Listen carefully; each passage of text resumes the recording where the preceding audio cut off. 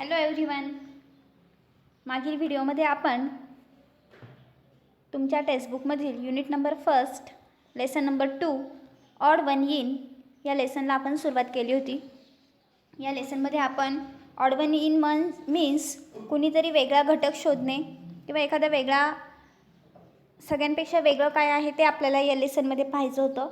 यामध्ये आपण पाहत होतो की रीमा नावाची एक छोटी गर्ल आहे आणि ती पहिल्या दिवशी शाळेत गेल्यानंतर शाळेमध्ये काय काय घडलं किंवा शाळेमध्ये तिच्या क्लासमध्ये जी कुणी नवीन विद्यार्थिनी आली होती की जिचं नाव आपण पाहिलं मालती, ती दिसायला कशी होती आणि तिचं इंग्लिश लँग्वेज जे होती ती कशी होती याबद्दल ती आपल्या मम्मी पप्पांसोबत घरी डिनरच्या टायमिंगमध्ये डिस्कस करत होती. तिला खरं तर रीमाला ही मालती बिलकुल आवडलेली नव्हती.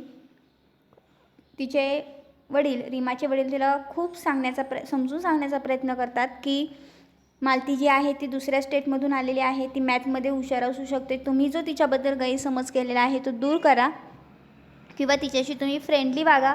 पण रीमा मात्र ह्या सगळं ऐकण्याच्या पलीकडे गेलेली असते आणि ती शाळेमध्ये प्रत्येक वेळेस मालतीला फक्त तिला कशा पद्धतीने त्रास देता येईल किंवा तिला कसं चिडवता येईल, स्पेशली तिच्या इंग्लिशबद्दल तिला ती नेहमीच चिडवत असते. असंच शाळेच्या दुसऱ्या दिवशीच वर्गामध्ये रीमा आणि रीमाचे जे बाकीचे फ्रेंड्स आहे हे सगळे फ्रेंड्स त्या मालतीला तिच्या लॉंग हेअरवरून किंवा तिच्या ऑइली केसांवरून, तिने जो स्कर्ट घातलेला असतो तो कसा लॉंग आहे, तिने जी बिंदी लावलेली असते ती कशी वाईट आहे आणि ती कशी घाणेरडी दिसते याच्यावरून तिला चिडवत असतात. स्पेशली तिच्या इंग्लिशबद्दल तर तिला जास्तच चिडवतात आणि असंच तिला चिडवत असताना वर्गामध्ये टीचर एंट्री करतात. यानंतर तुमच्याकडे सगळ्यांकडे बुक आहे. आपला पहिल्या व्हिडिओमध्ये जे फर्स्ट पेज आहे ते फर्स्ट पेज आपण कंप्लीट केलेलं होतं. आज आपण पाहणार आहोत पेज नंबर 4 वरील पॅसेज नंबर 2 आणि सगळ्यांनी बुक काढून पॅसेज नंबर 2 शोधायचा आहे. स्क्रीनवर तुम्हाला पाहता येत असेल की पॅसेज नंबर 2 जो आहे तो कुठून सुरुवात होत आहे, ॲज द क्लास प्रोग्रेस या ठिकाणावर आपण आता पुढील लेसनला सुरुवात करणार आहोत. So let's start.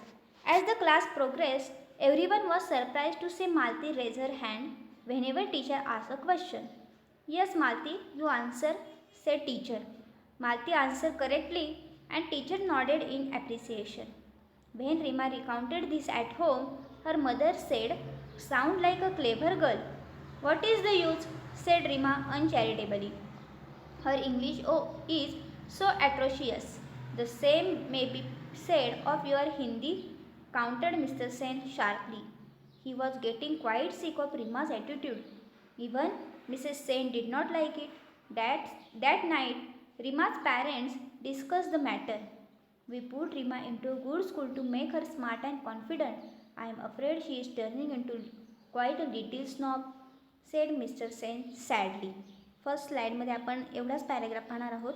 सो आपण लाईन टू लाईन एक्सप्लेनेशन पाहूया. ॲज द क्लास प्रोग्रेस, दुसऱ्या दिवशी वर्ग भरला. मुली वर्गामध्ये मालतीला चिडवत होत्या आणि त्याच वेळी शिक्षकांनी वर्गात एंट्री केल्यानंतर शिक्षकांनी वर्गामध्ये शिकवायला सुरुवात केली. हळूहळू लेक्चर चालू होतं. लेक्चर चालू असताना शिक्षक मध्ये क्वेश्चन विचारत होते आणि शिकवत असताना ज्यावेळेस क्वेश्चन विचारले जायचे, एव्हरीवन वॉज सरप्राईज, सगळ्यांनाच खूप आश्चर्य झालं. कशाचं? To see Malti raise her hand.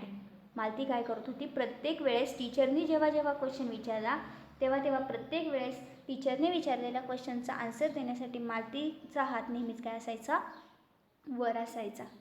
आणि टीचरांना देखील किंवा टीचरला देखील या गोष्टीचं खूप आश्चर्य वाटत होतं की बाहेरून आलेली मुलगी तरी देखील प्रत्येक प्रश्नाचं उत्तर या मुलीला माहीत आहे. "Yes Malati, you answer," said the teacher. टीचरने तिला एक क्वेश्चन विचारला. टीचर मुलीचा हात वरती झालेला पाहताच शिक्षकांनी तिला विचारलं, "हो मालती, तुला आन्सर येत आहे का? सांग बरं आन्सर." Malati answered correctly. मालतीने आन्सर एकदम करेक्ट दिलं. And teacher nodded in appreciation. बरोबर दिलेलं उत्तर पाहताच शिक्षकांना देखील मालतीचं खूप कौतुक वाटलं आणि त्यांनी ॲप्रिसिएशन मीन्स कौतुकाने मान डोलावली. नॉडेड मीन्स मान डोलावणे. प्रत्येक वेळेस टीचर ज्या वेळेस क्वेश्चन विचारायचे त्यावेळेस मालतीला त्या क्वेश्चनचा आन्सर माहीत असायचं. हे पाहून वर्गातल्या सगळ्याच मुलांना काय होत होतं, आश्चर्य वाटत होतं. यामध्ये आपली जी रीमा आहे ही रीमा देखील होती. When Reema recounted this at home, घरी गेल्यानंतर रीमाने पुन्हा एकदा आपल्या आईवडिलांना शाळेमध्ये घडलेले सगळा प्रसंग सांगायला सुरुवात केली. आपण देखील शाळेमध्ये एखादा नवीन मुलगा आला, हुशार असेल आणि त्याने वर्गात जर चांगली उत्तरं दिली तर आपण घरी जाऊन आईला लगेच सांगतो, माझ्या वर्गामध्ये एक मुलगी आली आहे आणि ती किती हुशार आहे, सगळ्या प्रश्नांची तिला उत्तर येत आहे. रीमाने देखील घरी तेच केलं. शाळेतून घरी गेली, आपल्या आईवडिलांना शाळेमध्ये झालेला सगळा प्रसंग सांगू लागली. सांगितल्यानंतर तिची आई म्हणाली, her mother said, sound like a clever girl. खरंच हुशार मुलगी वाटतीये ही. Sound like a clever girl means हुशार आहे असं. What is the use said Reema uncharitably. पण रीमाला मात्र आपल्या आईने मालतीचं केलेलं कौतुक आवडलं नव्हतं. रीमाला तर मालती आवडतच नव्हती, पण आईने मालतीचं कौतुक केलेलं रीमाला अजिबात आवडलं नाही आणि ती अनचॅरिटेबली म्हणजे थोडी दुःखाने किंवा थोडीशी रागातच ती म्हणाली, व्हॉट इज द यूज, काय उपयोग आहे त्याचा. वर्गामध्ये नुसतं प्रश्न विचारला आणि हात वरती केलं, उत्तर आलं म्हणजे काय सगळं आलं असं नाही. Her English is so atrocious. तिचं इंग्लिश मात्र अजूनही कसं आहे, ॲट्रॉशियस मीन्स खूपच पुअर आहे, एकदम लो क्वालिटीचं इंग्लिश आहे. तिला अजूनही इंग्लिश नीट बोलता येत नाही. तिला इंग्लिश येत नाही ना, मग तिला बाकीच्या गोष्टी येऊन त्याचा काहीही उपयोग नाही, असं रीमाचं म्हणणं होतं. The same may be said of your Hindi, counter mister Sen sharply. त्यावर तिचे वडील त्या ठिकाणी बसलेले असतात, मिस्टर सेन. ते लगेचच म्हणतात, ज्याप्रमाणे तिचं इंग्लिश ॲट्रॉशियस आहे, द सेम मे बी, त्याचप्रमाणे तुझं हिंदी देखील ॲट्रॉशियस आहे. तिला इंग्लिश येत नाही आणि तुला मात्र साधी हिंदीसुद्धा येत नाही. She was getting quite sick of Reema's attitude.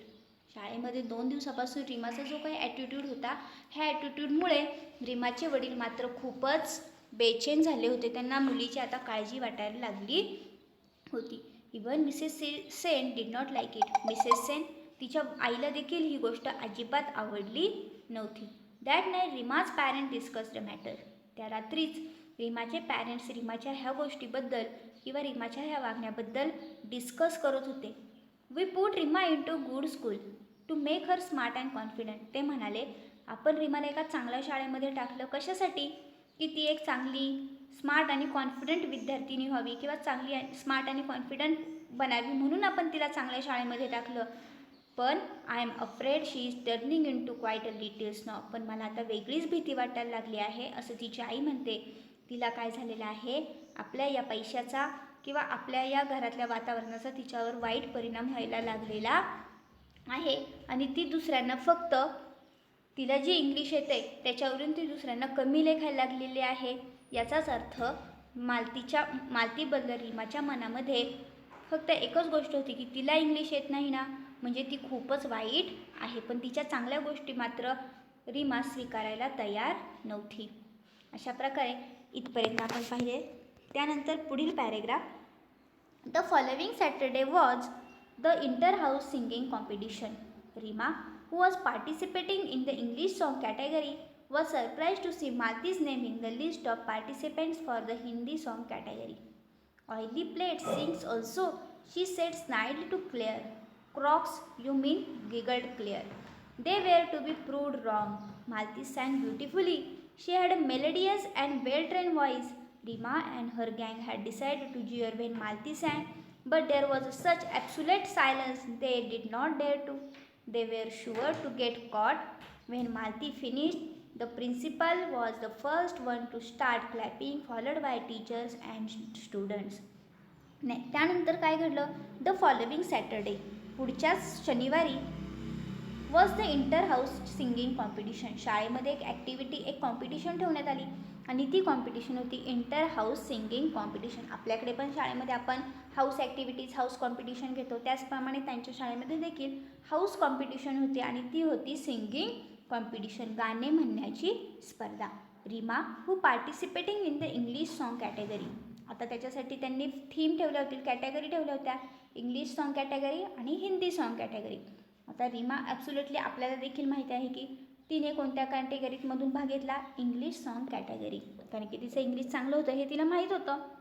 Was surprise to see Malti's name in the list of participants for the Hindi song category. तिला खूप सरप्राईज झालं की मालतीने देखील या कॉम्पिटिशनमध्ये भाग घेतलेला होता आणि तिचं जे नाव आहे ते हिंदी सॉन्ग कॅटेगरीसाठी पार्टिसिपेंट्स म्हणून तिने दिलेलं होतं.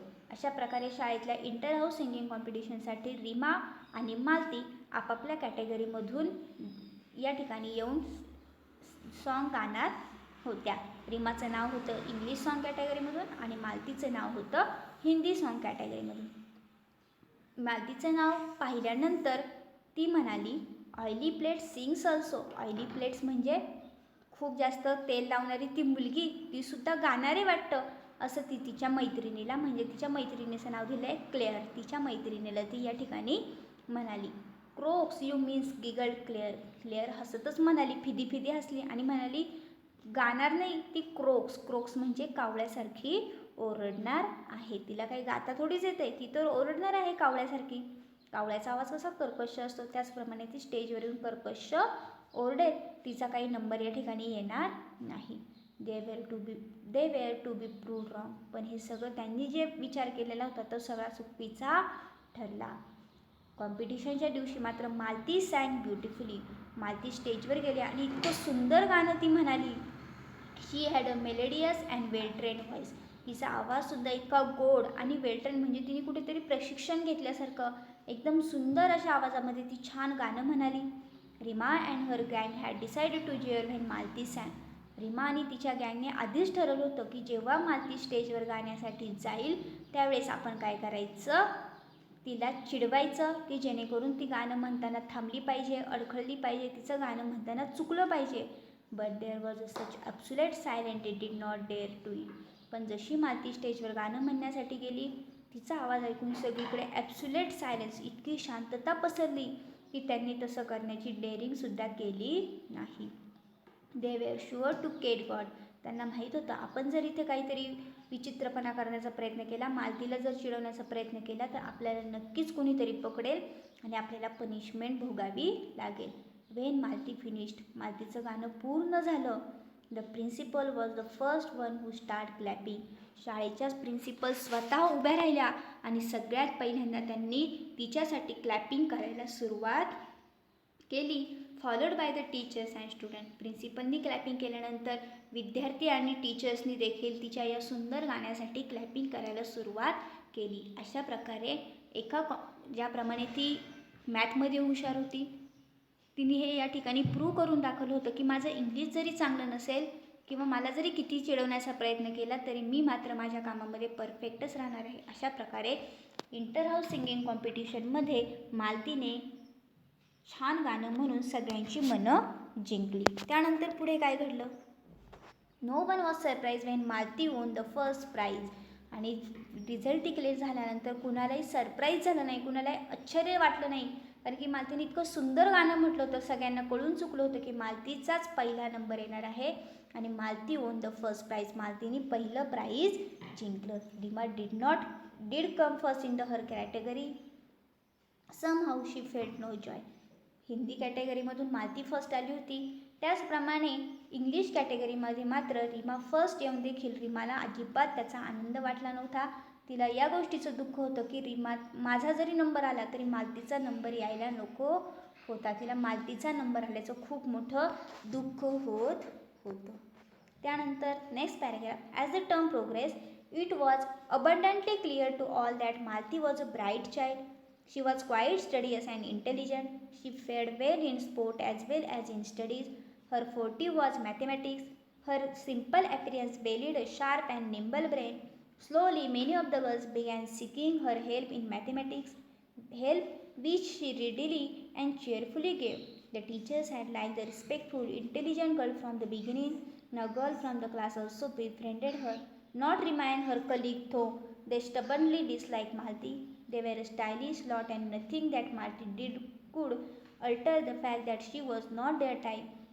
They never lost a chance to poke fun at her, particularly her English.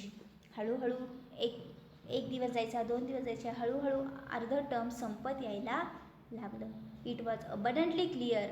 हळूहळू सगळ्यांच्याच लक्षामध्ये आलं, सगळ्यांच्या समोर स्वच्छ झालं that all Malati was a bright child. सगळ्यांना वर्गात शाळेमध्ये सगळ्यांना समजायला लागलं की मालती ही एक आपल्या शाळेतली हुशार आणि ब्राईट स्टुडंट आहे. शी वॉज अ क्वाईट स्टडियस. ती खूप अभ्यासू होती. स्टडियस मीन्स अभ्यासू. अँड इंटेलिजंट, हुशार होती. She fed well in sport. ती फक्त अभ्यासातच हुशार नव्हती तर तिने स्पोर्टमध्ये देखील तिचं नाव कमावलेलं होतं. ॲज वेल ॲज स्टडी. अभ्यासाबरोबर स्टडीमध्ये देखील ती तेवढाच इंटरेस्ट दाखवत होती. स्पोर्टमध्ये देखील ती कुणाच्याही मागे नव्हती. हर फोर्टी वॉज मॅथमॅटिक्स. मॅथमॅटिक्स तर तिच्या बाये हात का खेळता. म्हणजे कोणतंही एक्झाम्पल तिच्यासमोर असू द्या, मॅथमॅटिक्समध्ये ती कधीही मागे राहत नव्हती. Her simple appearance belied sharp and nimble brain. तिच्या ह्या सिम्पल साध्या सुद्धा दिसण्याच्या मागेसुद्धा खूप शार्प आणि निम्बल ब्रेन होता. असं म्हणतात की साधी राहणी आणि उच्च विचारसरणी. त्याचप्रमाणे मालती देखील दिसायला जरी साधी होती तरी तिच्यामध्ये मात्र शार्प असा ब्रेन, खूप तीव्र अशी बुद्धिमत्ता तिच्याकडे होती. Slowly many of the girls begin seeking her help in mathematics. हळूहळू वर्गातल्या सगळ्या मुली देखील मॅथमॅटिक्समध्ये, गणितामध्ये प्रॉब्लेम आले तर तिची मदत घ्यायला लागल्या. Help which she readily and carefully give. कुणीही तिच्याकडे मदत मागितली का ती लगेच रिडली म्हणजे पटकन मुलींना मदत करायची. चेअरफुली म्हणजे आनंदाने त्यांना. म्हणजे तिच्यामध्ये असं नव्हतं की मला मॅथ खूप येतं आहे ना, मग कुणी माझ्याकडे मदत मागितली का त्याला मदत करायची नाही, उगीचच आपला भाव खायचा, असं ती कधीही करत नव्हती. आपल्याला जे येतं आहे ते दुसऱ्यांना दिलं पाहिजे अशीच नेहमी तिची भावना असायची. प्रत्येक गर्लला ती मदत करायची, आनंदाने मदत करायची. The teachers had like the respectful intelligent girl from the beginning. सुरुवातीपासूनच, वर्गात आल्यापासूनच किंवा शाळेत आल्यापासूनच सगळ्या टीचर्सला ही रिस्पेक्टफुल इंटेलिजंट गर्ल मनापासून आवडत होती. Now the girl from the class also befriended her. आता तर वर्गातल्या बाकीच्या मुलीसुद्धा तिच्यासोबत फ्रेंडशिप करायला लागल्या होत्या. नॉट रिमा अँड कलिक तो. पण अजूनही रीमा आणि तिचे फ्रेंड मात्र तिच्यासोबत चांगले वागत नव्हते. कलिक, रीमाचे friend. They stubbornly dislike Malati. अजूनही मालती त्यांना अजिबात आवडत नव्हती. They were a stylish lot. Nothing that Malati did could alter the fact that she was not their type. ते खूप स्टायलिश होते सगळेजणं आणि त्यांना माहीत होतं की मालती ही काही आपल्यासारखी मुलगी नाही किंवा आपल्यातली मुलगी नाही. आपण तिच्याशी फ्रेंडशिप करून काहीही उपयोग नाही. They never lost a chance to poke fun at her, particularly her English. आत्तापर्यंत त्यांनी एकही चान्स असा सोडला नव्हता की ते तिची मज्जा करायचे, तिची टिंगल करायचे. पर्टिक्युलरली तिच्या इंग्लिश बाबतीत तर त्या मुली अजूनही तिला खूप चिडवत होत्या. अशा प्रकारे या